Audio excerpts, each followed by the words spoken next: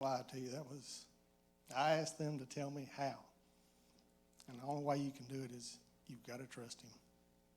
You've got to give him that trust. Let him earn it.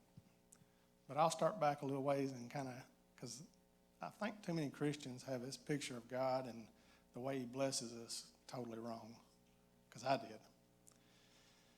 So I'll back up a little bit. Whenever I was raised Catholic, and nothing against that. There's some really good Christians out there that are Catholics, so I wasn't one of them. I knew who God was, but I didn't know him, and that's a huge difference. So, like I said, we'd go to church when we felt like it, and anyways, as I was growing up, like I said, I come up out of a pretty good household, and I wound up losing my dad when I was 19. So that kind of put me, as the oldest boy in the family, that kind of put me in that role there.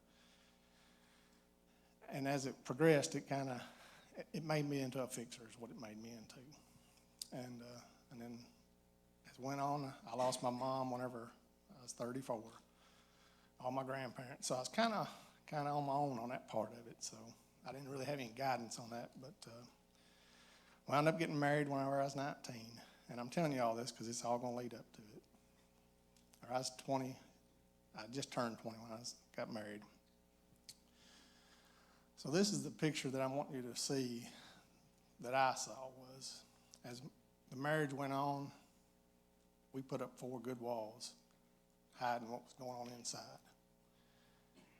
And we thought God was blessing us because, one, we had a new house, we had new vehicles, finances were good, health was good, I had a healthy son, all that. But the thing about it was there wasn't a soul in that house that was saved. Not the first one. And like I said, as that went on, and one thing I have learned through my divorce is there's never an innocent party in a marriage. You can put the blame on somebody else, but you've got to realize that your fault's in it. There's not a perfect marriage out there, and you got to work at it. But like I said, as we went on through all this, I was doing my own thing, she was doing her own thing, and that was faults on both of us. And like I said, from you looking outside in, we had it all. And we kept saying, everybody said, well, God must be blessing y'all because y'all got all these things. Every bit of that was from the devil. And it took me a long time to realize that. You've heard Brother Keith say that. He's a counterfeiter. He can make it look like it. But there's been too many times that and God will bless you in those ways, but you got to know it's from him. But I didn't. So anyways, as it went on, in 2012, like I said, we had it all. And my brother Ricky there can testify to this. I even had the Harley and all. Like I said, I had way too much money in this thing. So like I said, we were picture perfect blessed, or what we think is picture perfect. Little did I know that we was in such financial shape that I had no clue. She'd been doing some things that wasn't right. I'm not going to get into that because that'll lose all the focus will be all on that part of it, and I don't want you to focus on that. So come back from a bike rally and found out I didn't have a dime, not the first dime. We were in debt, like I said, just unbelievable. Didn't think I had a hope left. And I wanted to blame her for all this, from her choices that she had made. And I had a real good friend at that time that he rode bikes with us, and as this was all going on, he'd come to the house one night and just give his testimony. Because he'd asked me a few times in the past about, do you know God? Are you saved? Like most people, when I get in that conversation, I'm good. That's me. And I can think back to every time now that after I've gotten saved that somebody tried to talk to me about that. And so anyways, like I said, it involved some stuff at work, but I had a really good boss that was a good Christian, that he believed in me. And he helped me stay on the straight path there. But after my friend come over to give me his testimony, that sparked something in me that night. That was on a Wednesday night, and the very next morning driving to work, when I didn't think I had a lick of hope, not the first ounce, God was just speaking to me. And I got saved in that vehicle going to work that morning. My circumstances didn't change one lick, but at that moment, I felt that peace that you talk about, that you hear about, and I knew it was going to be okay. Not a lick of my circumstances changed. I was still so far in debt, fixing to lose everything. I mean, everything. And so I got saved that Thursday morning, and I could not wait to get to church Sunday morning. And I know y'all heard this before. So I went to church out Phoenix Farm, where I'm originally from there, and I actually got something out of the gospel that morning. Amen. And my buddy asked me to come out here that night. And I pulled up, and a buddy of mine was out there working. They was working on this wing over here at Crawford. And I'm thinking, well, at least I know somebody here. And I didn't know who was preaching out here at the time. And I looked up, it's Keith Allred, and I thought, I know him too. So anyways, I come in, and that night, and that's between her and the Lord, she supposedly got saved that night. Like I said, I don't never judge anybody's salvation, because that's not my job. And so I talked to Brother Keith that night, and he told me these were some words that I hope that y'all take this to heart. I kind of explained to him what was going on and stuff, and it was, like I said, I'm not going into the details because we'll lose focus there, but it was a huge mountain. And he told me that night, he said, if you're coming in here expecting God to snap his fingers and make all this go away, probably not going to happen. But he's going to put people and things in your place that's going to get you through this. And that was the truth. Exactly. Not what I wanted to hear, but that was the truth. So after that, things kind of got on course there, and I can't remember. I'd have to find out for sure, but I was working out of town a little bit there, and my ex-wife called me at the time, and she said, Daniel just got saved that night at home. So, and going through that, I couldn't see it at the time, but I had every right at that moment to walk out on that marriage. Nobody would have said a thing about it. And part of it was I was too prideful. I was that fixer that I wanted everybody to see the good person I was. But little did I know that it was for other reasons why I didn't walk out. So like I said, after that short period of time, around 2 or 3 weeks, the whole family got saved. So everything was going fairly decent there. Like I said, we was getting back on course, and things were going good, as I thought they were. I could see me and Daniel growing. I think Melissa at the time, she was. Like I said, that's between her and God. And anyways, that was in 2012. 2 years later, David and Lori Scott, they invited us to go on a trip. And I'm sharing this with you because it's going to build up to towards the end here on the part that God gave me what I needed and not what I wanted. Well, I was torn about going on this trip. So it was a pretty costly trip, and I didn't feel right about it. And I remember Brother Keith saying, hey, y'all have really done what you had to do the last couple of years. Enjoy it. So we went. And just shortly after that, that was in, I believe, July. November, she told me she'd found somebody else. So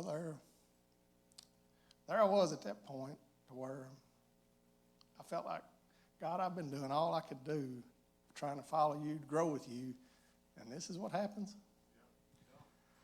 So I really wanted to give up at that moment. I mean, it just, like I said, it just devastated me. And I could not understand it. I'm thinking, man, I just went on this trip. I just don't understand all this stuff. I'm trying to do what I'm supposed to be doing here. Now, was I perfect? No. But I was trying. So when that fell apart, like I said, she left in November. February, we were divorced. She done made up her mind that it was done. And that's when it really got bad.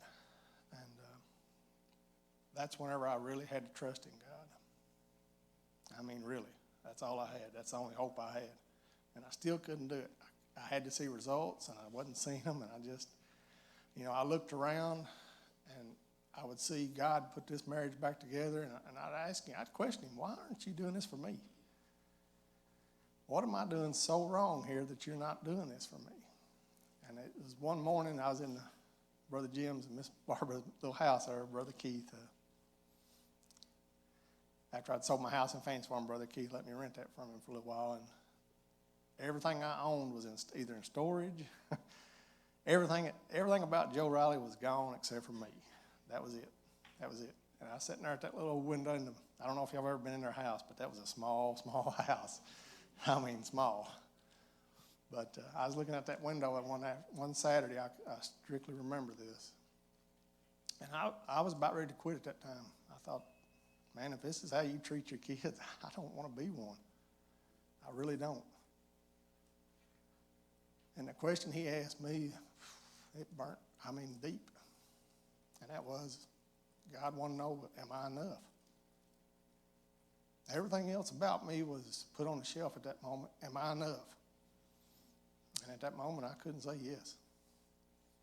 I wanted more. But as I started growing through this walk, and like I said, you can ask Brother Rick and Brother Keith, it was ugly. But like Brother Rick told me, he said, your nose is still out of the water. Just keep fighting. And so there I was, homeless, divorced, everything about me. And like he said, OCD was in a shop over at David and Lori's that wound up getting hit by a tornado. So that stuff was like I said, it was just nonstop, just one thing after another. And and like I said, I have no notes, so you have to bear with me. But one reason why I sold the house at Fancy Farm was I wound up getting it through the divorce. And me and Daniel was out there working on a trailer one day, and some guy pulls up on a tractor wanting to buy the house.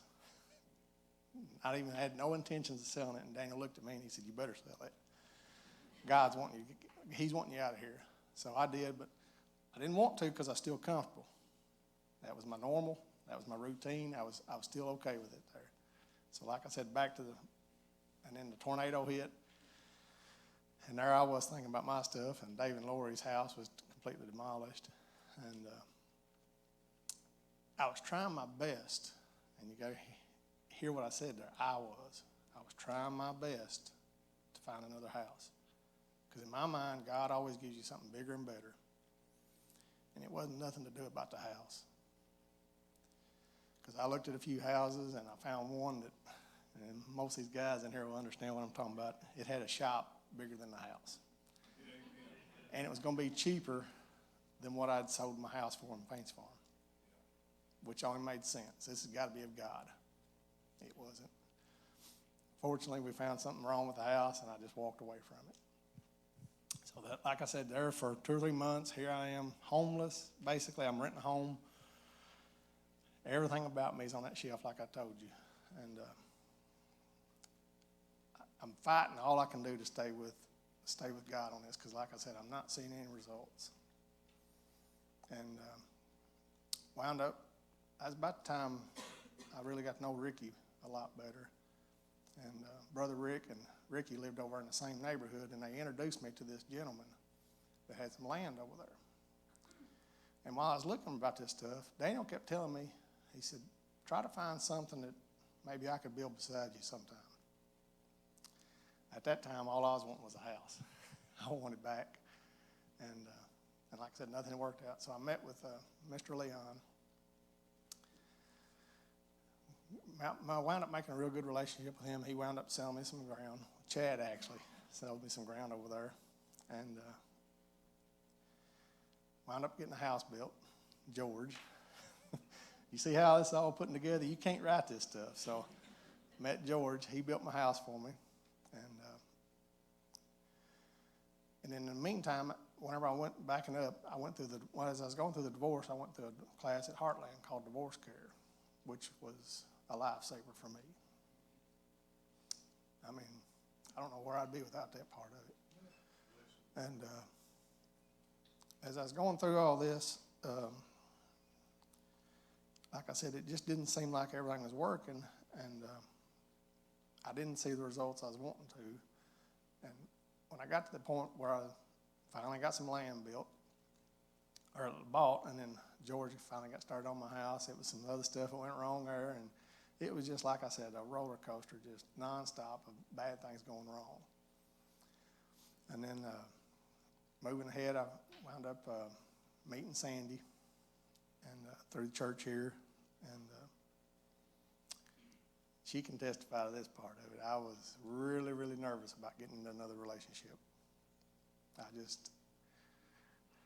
just didn't know, and especially with two girls, two teenage daughters. That just was not what I was looking for. I'll be honest, and that's back to the I part again. I was not looking for that at all. And then wound up, like I said, we started dating some, and I don't know, it took us, 2 years, I guess, back and forth, and finally got married. Still wasn't ready about that, I don't think. I was just nervous about it, but anyways, got married. Has our marriage been perfect? No, it hasn't. But this one here, we're actually communicating. We both knew that going through a divorce, that we had to do it God's way, and basically that meant each one of us getting out of each other's way on that part and letting God work. We had to make Him. And like I said, it's still not perfect, but it's getting there, and it's a work in progress. And my son, whenever I got to buy that ground from Chad, there was enough there that I bought some ground, and then my son got to actually buy some right beside it, so that worked out good. So anyways, now I'm back up to where I'm at. So you're seeing me stand here this morning and talk to you about this, but as I went through that, I had, like I said, Brother Keith helping me through this. Brother Rick was helping me through this. And it wasn't about the house. It wasn't about the wife. It wasn't about any of that stuff, the things I wanted. It was the more of what I needed. Back to wherever I went on that trip, this is where I'll tell you that God is working and you don't even know it. Because back whenever I was questioning him about that, going on that trip, and I'm just using some of this for an example, I hope that you'll realize that you may not see the results right at that moment, but you will. If you stick with him, you will. Back when I went on that trip, I told you I just could not understand it. And this is where it'll show you that God will take something bad and bring good out of it, no matter what it is. We went to Mexico on that trip. Well, August of, I believe it's 2018, or it might have been 19, Brother Rick approached me about going on mission trips to Guatemala. That's something I had thought about since I'd gotten saved, and just never really put much more into it. He said, one thing though, this is really a short notice and you got to have a passport. Guess what I had?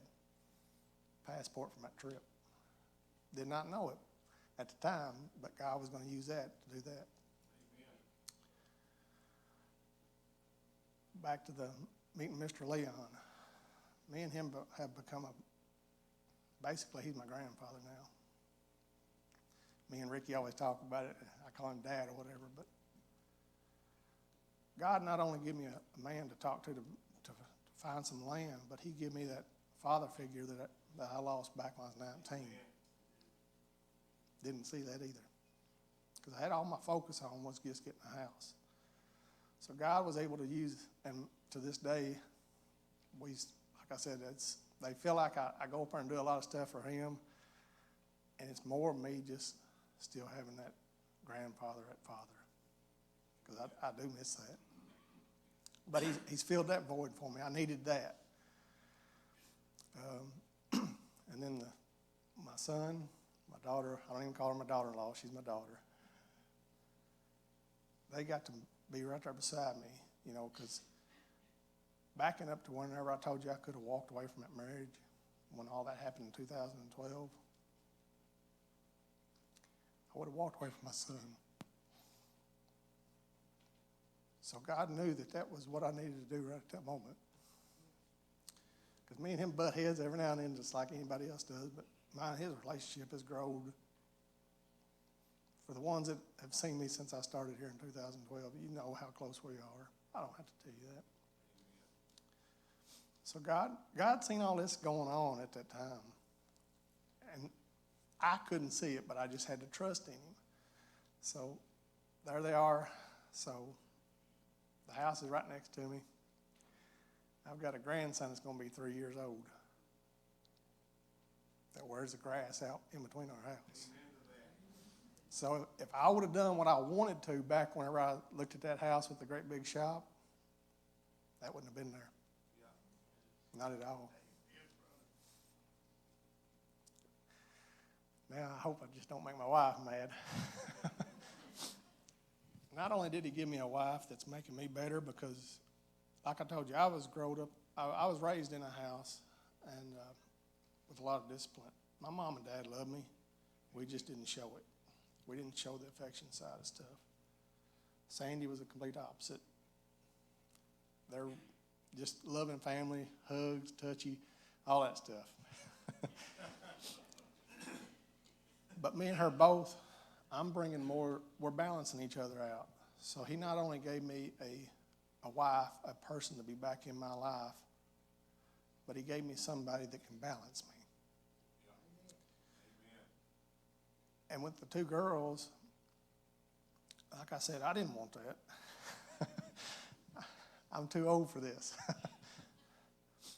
But the mistakes I made with my son, I'm getting to redo some of that now. So God got to see that also. And I didn't see that because, like I said, at the time, I just wanted somebody back in my life. I didn't want all the other stuff. Is it hard? It is, but it's rewarding, and I do credit God for all that, because if I would have done it my way, I would have missed out on every bit of this.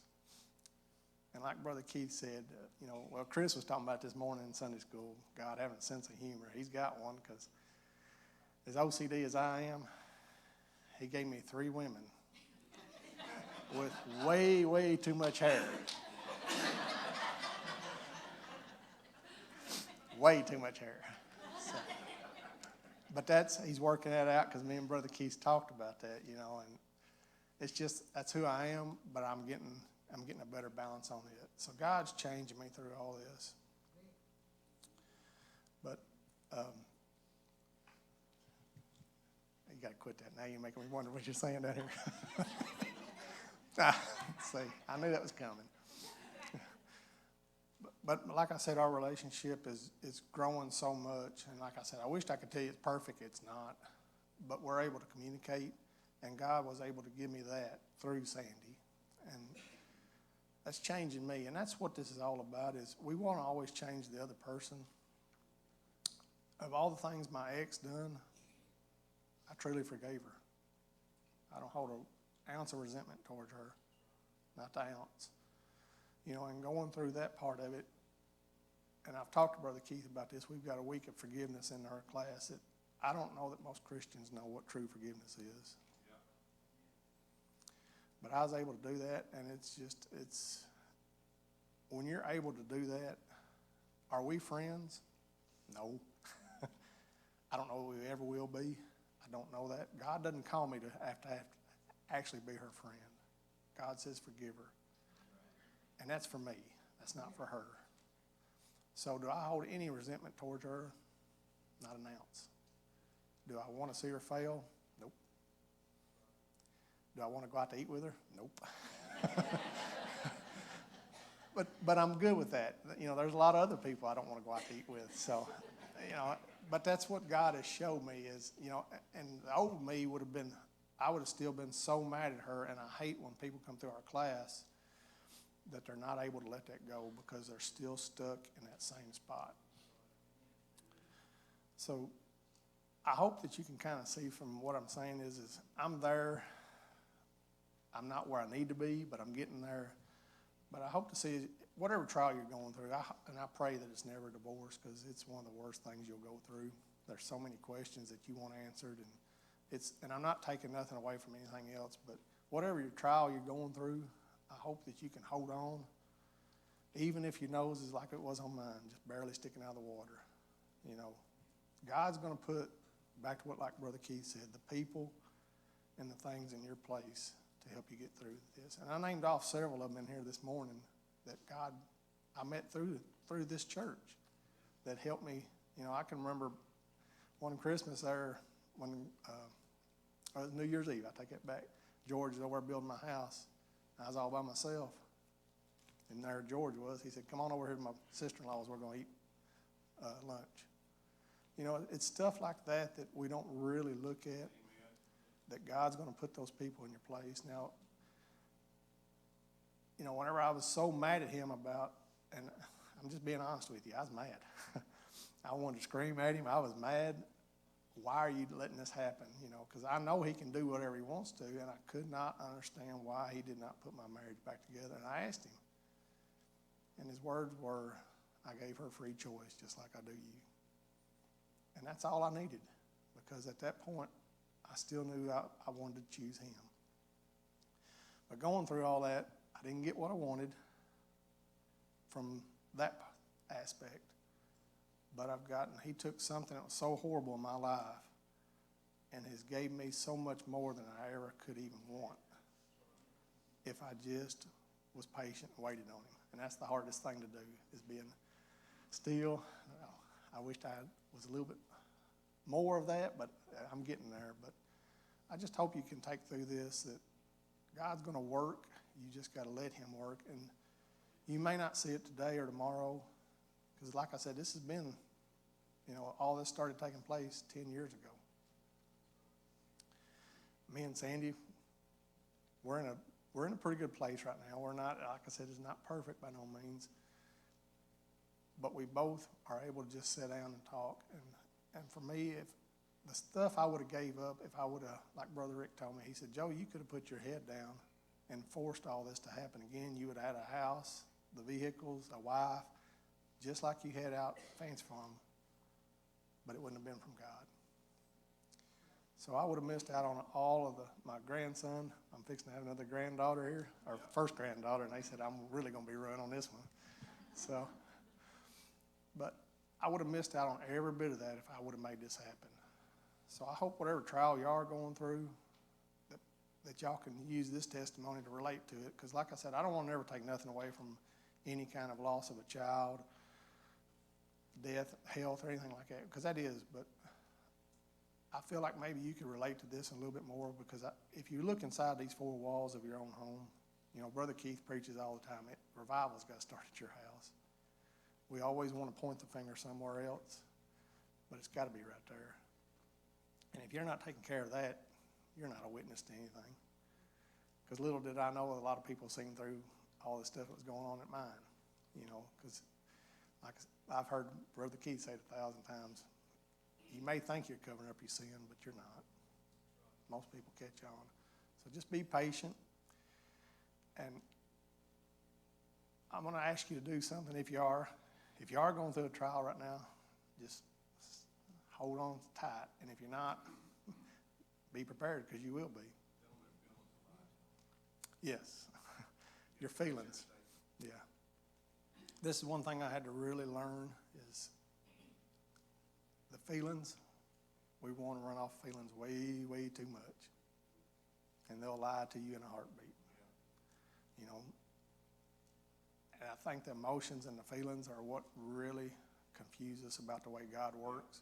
It's not the truth, you know, and I had to get that sorted out to where if I felt it coming on, I had to quit right then, because like I told you, I felt like I wanted to quit all the time.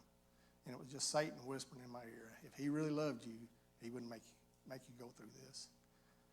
But by going through that, I really, truly got to see who he is. I wasn't living off of the Bible, the books in the Bible, which are great. I was not living off Paul. I wasn't living off Peter. I was living off of what he done for me.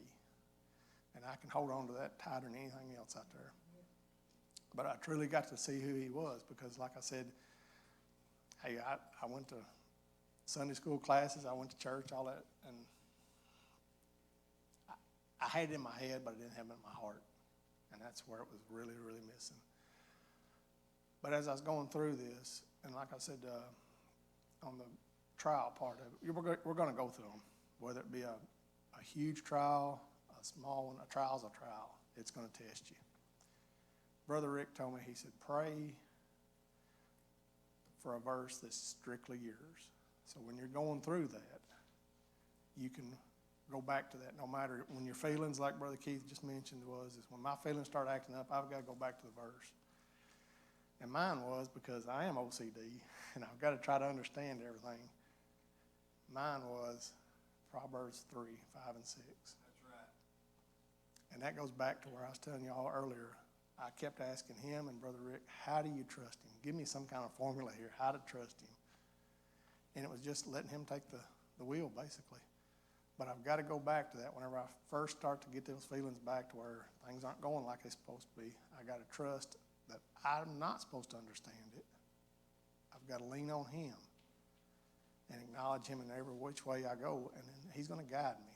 And like I said, it's tough, but it's very rewarding because, like I said, if I would have done it my way, I don't know where I'd be. I mean, I would be in a mess. I do know that. I don't know the material things, and too many times we feel like the blessings are material things. Because I'm going to be honest with you, that little old house, which they've done a ton of work to, and I hadn't been in there since then, but it was so small that the room that Daniel stayed in, the closet, you could walk through one closet and come out the other room. And you could hear everything in there. But with that being said, with everything gone, all the material stuff gone, mine and Daniel's relationship grew more in those 5 or 6 months I was in that little house than it ever did. Because we got to put everything else aside. You know, everything else was on the shelf. And like I said, both of us could have called quits on it, but I would have missed out on everything that I just told y'all. So just as you're going through these trials, and you will, just trust in the Lord. Find that verse that speaks solely to you. And it may be the one I just shared with you, but pray to him that it's one that's specifically for you. And I've still got that one on my work truck. It hangs on the cross because I've got to have somebody remind me all the time. It hangs on the mirror, so all I got to do is look up. So I hope that this encourages you to stay strong with him. Like I said, it may be a year trial, and it may not be. Mine's, like I said, mine's been going on for a long time. But the stuff the good Lord has put in my life, I never even knew I wanted. But now that he has put it in there, it was what I needed and wanted, if I'm truthful to you. So it was a spur of the moment thing, but I hope that y'all will get something out of this and really apply it to your lives. And the one thing that I do want to encourage everybody in here, especially the ones that are already married and got their families going on, and the ones that are fixing to, make sure you take care of those 4 walls. Because that affects everybody. You know, it's just, we use divorce as a way out, and it's not an answer. It happens. I wished it didn't. The good Lord knew it was going to. That's why he put it in the Bible. He only gives us 2 reasons that he approved of it, and I don't even want to use the word approved. But whatever that reason may be, he will forgive you if you repent from it. But we want to use the divorce as a way out. And the way I tell people on that part is I still had my problems. She still had her problems. We just went separate ways. There wasn't a thing solved. So just work on your household. And by doing that, it's going to go out and people are going to see this. They really will. Thank y'all for listening.